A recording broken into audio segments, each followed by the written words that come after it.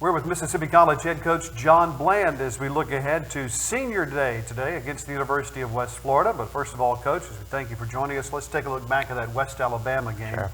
You know, for the Choctaws this year, unfortunately, turnovers have been a real issue that this team's had to struggle through. It's uncharacteristic of the Choctaws over the last several years, but really against West Alabama, that's one of the things that hurts you the most. It was, and that you look at all of the drives offensively, at least, you know, and you look at that, and I've after the ball game, I felt different. After I watched the film, I saw this was the difference in the ball game, or at least the separation of it could have been really a better football game. We did have 9 drives in the game, and 5 of them were solid. There was 3 of them that we scored on. One we got stopped on 4th down, which was a good drive, though. We had 15 plays. And we just felt like we needed to go for it. It was a little bit just on the edge of field goal range. But anyway, some of those others, we fumbled the ball in the first or second play, an interception. We had a stop on defense. They punted the ball. It rolled into one of our guys. It was just an unlucky, bad punt by them, and it ended up being a break for them. And so we did give them some opportunities, and that was something that was just not good. We need to hang on to the football and protect it. And they were able to do that, and we weren't. You know, Cole Fagan is a guy who's done that. He's protected the football well all year. He had a couple of mistakes this game, but really, over the last 2 or 3 games, he's come on strong for you at the end of his senior season. He has. He runs extremely hard, and that's really good. He's a hard runner, and it takes a toll. He's just got, when you run that hard, it's going to be the ball's going to be that much more difficult to protect, and they were able to get in there and get it out twice. So. You had some new names come in on defense this past week. You're trying to get some guys, some different playing time. Who were you impressed by the most, and some of the players maybe we haven't seen most this season? Well, I don't know. I know some defensive backs got some work. I know Nick Walker's had a surgery on his hand and wasn't able to play, so he was one of our starters. We've had some other guys that have gotten banged up throughout the year, which happens. And we got some guys who have played a little bit, got a little more playing time in that ball game. So. The ones that stood out for us, are some guys who made a lot of tackles, like Ridge Futrell has done. Jason Betts has been a good tackler for us, and we just need to continue to get better at that and getting off blocks. Because people are able to run the ball on us more effectively than they have been able to pass on us. So that's one of the things that we're really working on is tackling, and we'll have a big challenge this week again because we do have some really good runners that we'll be facing. You mentioned Ridge Futrell. We're going to talk with him at halftime of our broadcast on Saturday. He's a young man who's kind of had some injuries that he's had to deal with over the last couple of years, but he keeps coming back and keeps producing. He's had a hand injury his first year, and then he had his knee surgery, and so it's been a challenge for Ridge. And one of the things I'm just proud for, because he is one of those guys that you recruit. And you recruit a lot of players, and you want just about every one of them to be the mold of Ridge Futrell.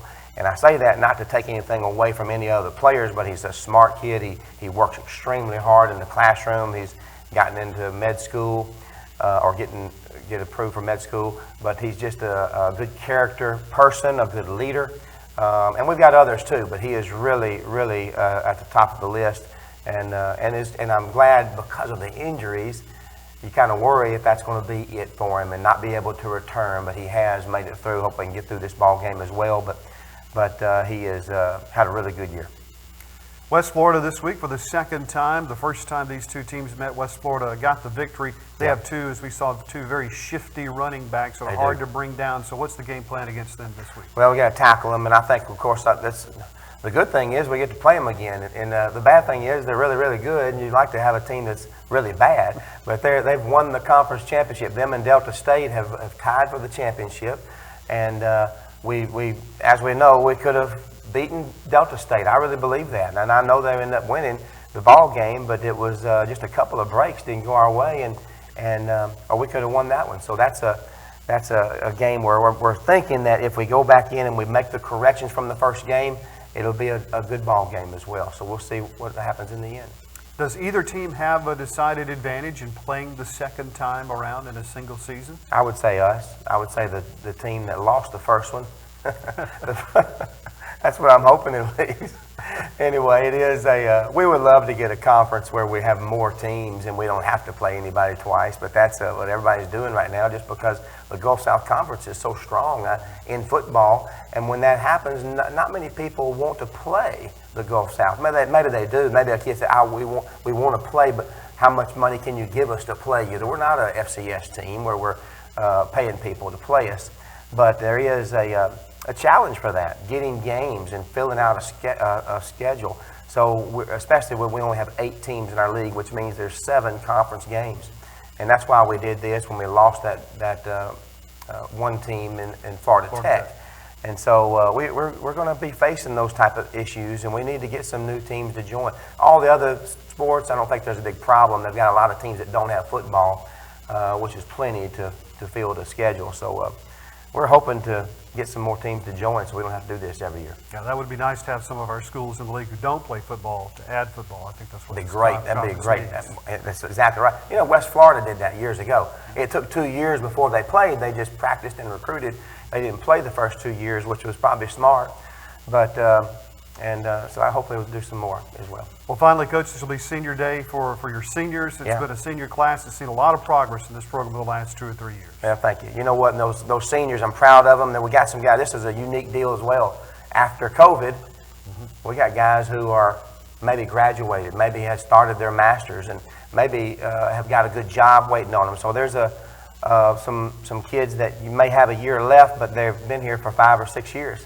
And so it's a unique deal. And we've been meeting with those young men, and I think it's going to be a big day for us, though.